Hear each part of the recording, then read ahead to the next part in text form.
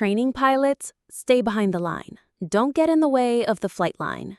The brown-haired woman set down her toolbox, pushed aside by a young officer, as the F-16 rolled across the tarmac. People glanced over, smiling knowingly. Another trainee. She didn't argue, just tightened bolt caps, checked tire pressure, rolled up her sleeves. The wind caught her jacket sleeve, flipping it open. A worn patch showed through. White hawk on black background. An old mechanic froze. Wait, that bird's night falcon. Meet Annika Voss, 31 years old, European descent, German, Austrian heritage, long brown hair, usually tied back in a practical ponytail. She came to America through an aviation technical exchange program, now working as an assistant crew chief in civilian maintenance at Ridgewater Air Force Base. From day one, Annika chose silence. She didn't brag about flight hours, didn't ask to borrow cockpit time, never requested ferry flights. She just showed up early, ran through checklists, cleaned bug splatter off wing edges, and hand-logged every tiny variation in pressure and vibration readings. The young officers loved to joke around her. You sure watch too many Top Gun movies. Don't you want the front seat? Wait about 5 more years. On paper, you're just a line assistant, period. In the mess hall, people only knew her as that quiet, skinny tech girl who brought cookies for the night shift. Nobody heard her talk about the old days. One night, F-16, tail number RW231, reported sudden 0.3 G vibrations at low speed after overhaul. The duty crew hesitated to delay the night intercept mission, saying it was still within tolerance. Annika quietly removed panels, shined her flashlight, then spoke softly to the duty pilot. If you hear weird vibrations between 160 and 180 knots, don't force the nose down. The noise is coming from an old sensor bracket, not a stall. Hold 2 degrees positive for 4 more seconds. The pilot laughed. Where'd you learn that? You talk like you've flown this bird before. At dawn, the mission completed safely. The pilot returned and countered exactly that vibration in that speed range, did exactly what she said, and everything smoothed out. He nodded, wanting to thank her, but she was already gone, cleaning oil leaks on another aircraft. The next evening, the flight line had an inspection team visiting. A young officer stopped her in front of everyone. Leave the emergency technical stuff to us. She stepped aside, saying nothing. When she turned, the north wind caught her jacket sleeve, revealing a patch, faded black background, white hawk clutching silver lightning bolts, hand-stitched below, NF-13. The old mechanic squinted. Night Falcon, 2018A. Several coffee cups hit tables simultaneously. The atmosphere changed, like someone had just spoken the name of a legend that shouldn't be said out loud. Annika had learned long ago that respect couldn't be demanded. It had to be earned through small actions, quiet confidence, and the willingness to be right when lives depended on it. She knew things about aircraft that couldn't be found in manuals. She could feel engine rhythms like a musician hearing off-key notes. When she touched control surfaces, it was with the familiarity of someone who had trusted her life to these machines in ways that most ground crew never would. But she never talked about it, never explained where that knowledge came from, never mentioned the nights when she lay awake hearing phantom engine sounds or the way her hands still automatically reach for flight controls that weren't there anymore. The young officers saw her silence as inexperience. They saw her careful attention to detail as overthinking. They saw her reluctance to push back against their jokes as weakness. They had no idea. They were looking at someone who had landed aircraft when there were no lights, no radio contact, and no one coming to help. The patch on her sleeve wasn't decoration. It was a reminder, a promise, and a warning to anyone who knew how to read it. In Annika's jacket pocket, she always carries a worn testing coin with hand-carved edges that reads, "No lights, still land. The following week, the base received an alert. A strange magnetic interference pattern appeared near the northern mountain range. The forward radar station lost signals intermittently. Night combat patrols were elevated to high alert status. The plan? 2 F-16 scrambling, 1 tanker aircraft, and ground crew on standby.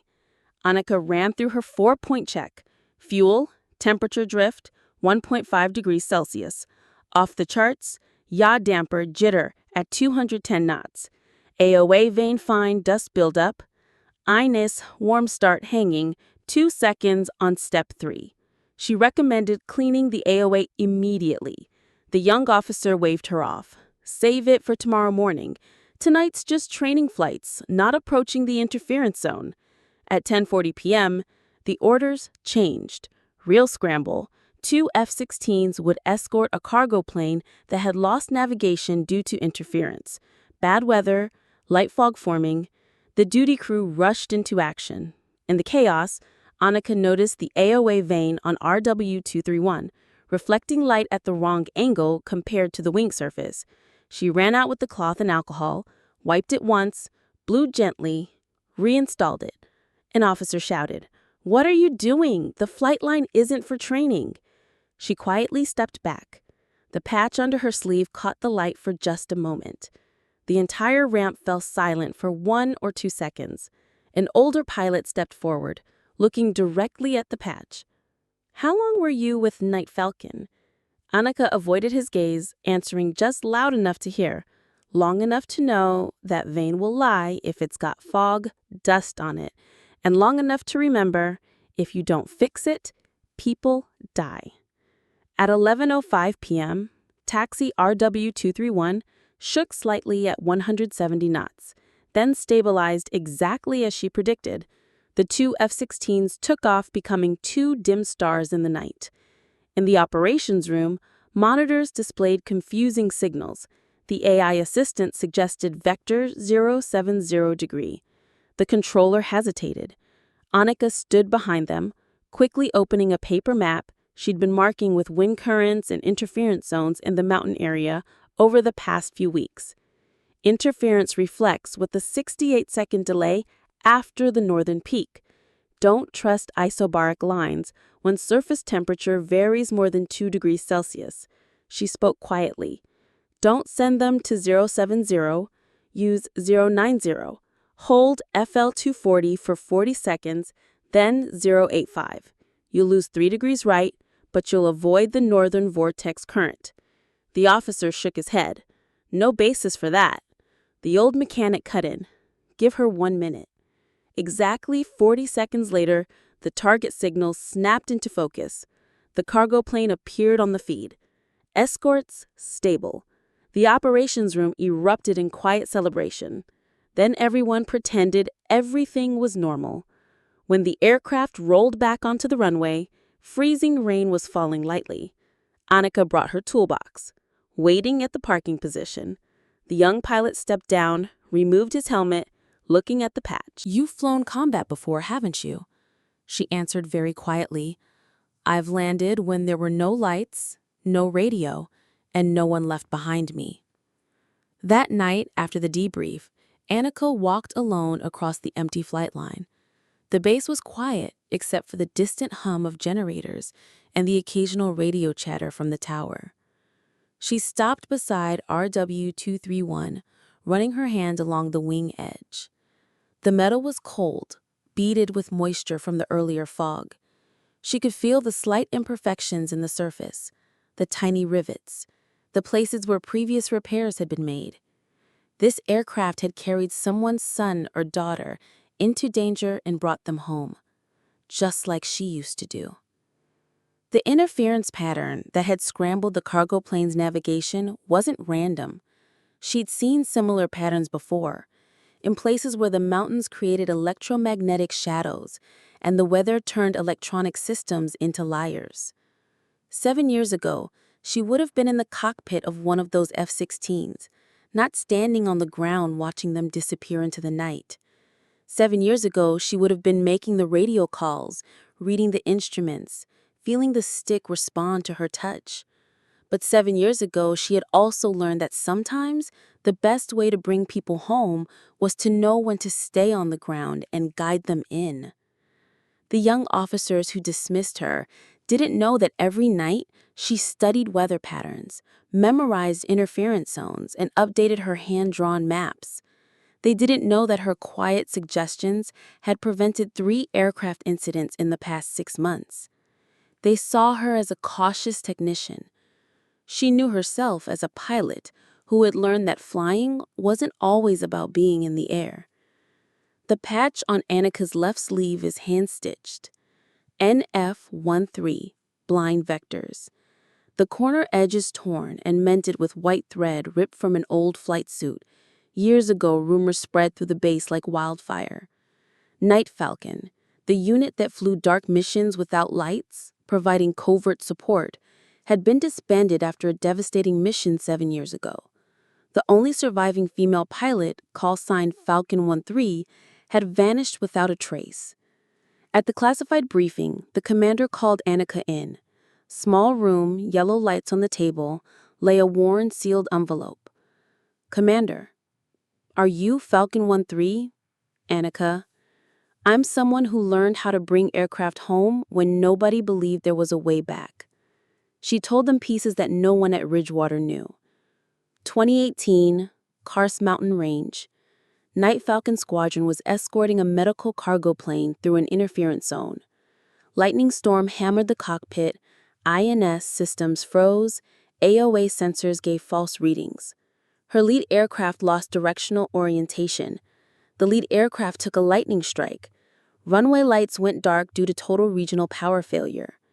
Annika was the number 2 pilot then, not the flight commander, but she held vector by instinct, using her testing coin to feel wind direction and a hand-drawn paper map of the area's wind patterns. They landed using the headlights of ground crew trucks, lined up along the taxiway. A temporary runway, wet and angled. She touched down by feel and force, not by instruments. After landing, she turned her aircraft to become a guide light for the cargo plane's touchdown. When they counted afterward, 2 people were missing.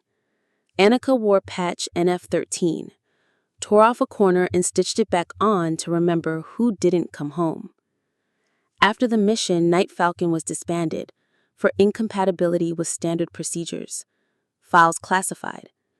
Annika left the pilot seat, transferred to maintenance. She stopped telling old stories because medals don't bring back the lost, and patches are promises, not trophies. Back to the present, tonight, the AOA was lying. INS was glitching. AI vector guidance was wrong. If they had held 070 degrees, the escort would have dropped into the vortex edge. The cargo plane could have crashed. It was that patch that spoke up. Not to brag, but to remind everyone that some lessons can only be learned once, through pain. The commander stayed quiet for a long time, then placed the envelope in front of her. Request from the flight squadron. Bring you back to the cockpit at minimum as an IP instructor pilot for the night, no light flying program. I won't force you. The choice is yours. Annika looked at the black window outside, touched her patch. The answer didn't come in words. A few days later, the base organized a sim session called Blackout. Vector lead was Annika, but she didn't take the stick. She sat in the back instructor seat, letting a young pilot take control. She taught, "Is the AOA clean of dust? If you doubt it, don't trust the numbers. When interference hits, don't turn by numbers. Turn by muscle memory. Feel the force. If the lights go out, borrow light from others, trucks, phones, anything, and land for them." The next night, real mission. Freezing rain falling intermittently. Escort had to guide a limping aircraft home. Annika wasn't in the cockpit. She wore a headset in the operations room, holding her worn coin marking points on the paper map, calmly speaking each word. Hold 090 for 4 more heartbeats. Young pilot's voice. Copy. The cargo plane settled onto the wet runway. Tires screened, safe ground. Crew open truck lights lined up along the taxiway. The old scene replaying, but this time, Annika was behind the scenes, guiding someone else to do what she once did alone. That night, she understood something she'd never grasped before. Being grounded didn't mean being powerless. Sometimes the most important flying happened when your feet were on the ground. The young pilot who had been at the controls found her later in the maintenance hangar. "Ma'am, I want you to know something. When that interference hit and my instruments went crazy, I started to panic. But your voice, it was like having someone who'd been there before talking me home." Annika looked up from the engine she was working on. "That's what we do. We bring each other home." "But you weren't even in the aircraft." She smiled, touching the patch on her sleeve. "Sometimes you don't need to be in the cockpit to be flying the mission." Over the following weeks, things began to change at Ridgewater. Pilots started asking Annika questions, not just about maintenance, but about weather, about night flying, about how to trust your instincts when the instruments failed. She taught them the old skills that had gotten lost in the age of advanced avionics. But she never asked to fly again. She didn't need to prove anything to anyone anymore. She had found something more important than being behind the stick, being the voice that guides others home. The night Annika had landed in the dark with no lights and no radio, she thought her flying career was ending. She was wrong. It was just beginning in a different form. Now, when young pilots faced their first emergency, they heard her voice in their headsets. When aircraft systems failed, they used techniques she had taught them. When weather turned deadly, they consulted maps she had drawn. She was no longer Falcon 13. She was something more important. She was the person who made sure there would always be more Falcons and that they would always find their way home. The patch on her sleeve had stopped being a reminder of loss. It had become a promise of return. Not just for her, but for everyone she could teach to navigate the darkness. Type, "I owe in a debt." If you've ever survived because of someone else's expensive lesson that you never got to thank them for. Word that Annika was Falcon 13 spread quietly through the base. No announcements, no press releases, just small changes. Everyone cleaned their AOA veins before engine start. Paper maps returned to the operations room walls. A checklist called Night Ops. Human factors appeared among the cold, technical procedures. A young pilot slipped a thank you note into her toolbox. I was about to turn to 070 following the AI. Your voice pulled me back to 090. I'm still alive. The old mechanic brought her a new patch, White Hawk on black background, silver thread trim, and placed it in her hands. "Falcon, you don't need to fly anymore to teach others how to land." She smiled. "The patch doesn't make me better. It just reminds me who I owe." That evening, Annika hung her old patch on the small wall of the maintenance room with handwriting below. "No lights, still land, for those I couldn't bring home." But something had changed. The new pilots weren't just learning procedures from her. They were learning philosophy. They were learning that technology could fail, but human judgment, properly trained, rarely did. She started a weekly session called Dark Navigation, where pilots practice flying by feel, reading weather by observation, and landing by instinct. It wasn't officially part of the curriculum, but attendance was always full. One evening, a pilot approached her after the session. "Ma'am, I have to ask, don't you miss it? Being up there, making the decisions, feeling that connection between you and the aircraft?" Annika looked out at the flight line where aircraft sat quietly in the gathering dusk. "I used to think that flying was about being in the cockpit," she said, "but I learned something. Flying is about bringing people home. Sometimes you do that from 30,000 feet. Sometimes you do that from the ground, talking someone through the darkness." She paused, touching her patch. "The best flights I ever made weren't the ones where I was the hero in the cockpit. They were the ones where I helped someone else become the hero in theirs. Months later, when a massive storm system knocked out navigation aids across 3 states, it was Annika's students who successfully guided aircraft through the chaos. They used paper maps, felt their way through turbulence, and landed by instinct at airports with no lights. Not one aircraft was lost. The base commander called it a miracle. Annika called it Tuesday. She had learned that sometimes the most important thing you can do is step back, let others take the controls, and be the voice that guides them home. She had gone from being a pilot who flew alone in the dark to being a teacher who made sure no one ever had to fly alone again. Late at night, when the base was quiet and she was finishing her maintenance logs, Annika would sometimes look up at the stars and remember the nights when she had been up there, among them, fighting weather and equipment failures and the constant possibility of not making it home.